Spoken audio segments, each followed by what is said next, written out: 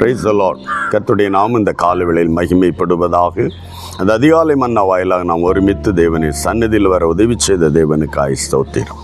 இந்த காலவேளையில் ஓசியாவின் புஸ்தகம் 4ஆம் அதிகாரம் அதனுடைய 6வது வசனத்தை வாசிக்கிறேன். என் ஜனங்கள் அறிவில்லாமையால் சங்காரமாகிறார்கள். நீ அறிவை வெறுத்தாய், ஆகையால் நீ என் ஆசாரியராதபடி நான் உன்னை வெறுத்து விடுவேன். நீ உன் தேவனுடைய வேதத்தை மறந்தாய், ஆகையால் நானும் உன் பிள்ளைகளை மறந்து விடுவேன்.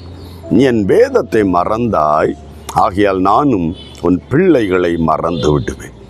ஆமென். அருமையான தேவ பிள்ளையே, உன்னுடைய பிள்ளைகளுக்காக இன்றைக்கு ஜெபித்து கொண்டிருக்கிறாயா?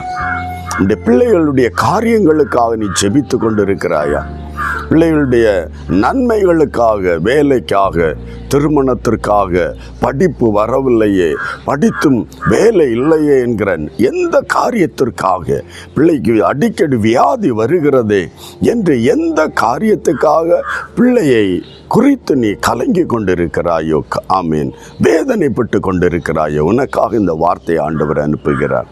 ஆமீன். நீ வேதத்தை மறந்தால் தேவன் பிள்ளையை மறப்பார். பிள்ளை மறந்தால் என்ன அர்த்தம்? தேவன் நினைவாயிருந்தாலே நமக்கு ஆசீர்வாதம். நம்மில் நினைவாயிருக்கிற ஒரு தெய்வம், அவர் நம்மை ஆசீர்வதிக்கிறவர், பாதுகாக்கிறவர். ஆனால் தேவன் பிள்ளைகளை மறந்தால் பிள்ளைகள் ஆசீர்வாதமற்றதாய், சமாதானமற்றதாய், கெட்ட பழக்க வழக்கங்களில் சிதறி போகிறதாய் காணப்படுமே. இந்த காலவேளையில் பெற்றோராய நாம் ஆண்டவருடைய வேதத்தை எப்போதாவது கொடுக்க வேண்டிய முக்கியத்துவத்தை தினசரி ஆமீன் வாசிக்கிறது மட்டுமல்ல, அதை தியானித்து வேதத்தை, தேவனுடைய வார்த்தை, அது அந்த வார்த்தைக்கு கொடுக்க வேண்டிய கனத்தை கொடுத்து ஆண்டவரை ஆமீன் தியானத்தோடு ஜெபிப்போம். ஆமீன். கர்த்தர் நாம் கர்த்தருக்கு இந்த வார்த்தையை கொடுக்கிற கனம், கர்த்தருக்கு கொடுக்கிற கனம், கர்த்தர் நம்முடைய பிள்ளைகளை ஆசீர்வதிப்பார். நாளில் வேதத்தை மறந்த சூழ்நிலைகள் காணப்படுகிறதோ, ஆமீன், திரும்ப வாருங்கள். கர்த்தர் உங்களுடைய பிள்ளைகளுடைய வேதனைகளை, துக்கங்களை மாற்றும். செபிக்கலாமா? அன்பு தகப்பன், இன்றைக்கு தன் பிள்ளைகளை குறித்து, பிள்ளைகளுடைய நன்மைகள், ஆசீர்வாதங்களை குறித்து யார் யார் கலங்கி தவித்து ஜெபித்து கொண்டிருக்கிறாங்களோ அப்பா, ஒவ்வொருவருக்காக இந்த வார்த்தை நீ அனுப்பியிருக்கிறேன்.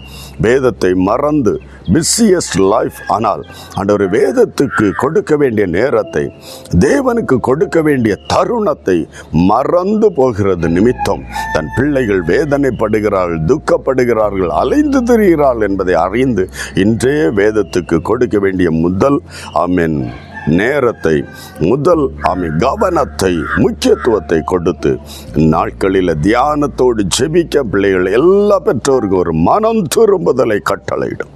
அற்புதம் செய்யும், ஆசீர்வதி. இயேசுவின் நாமத்தில் பிதாவே, ஆமென். வேதத்தை நேசியுங்கள். கர்த்தர் உங்கள் பிள்ளைகளை நேசிப்பார். God bless you. Praise the Lord.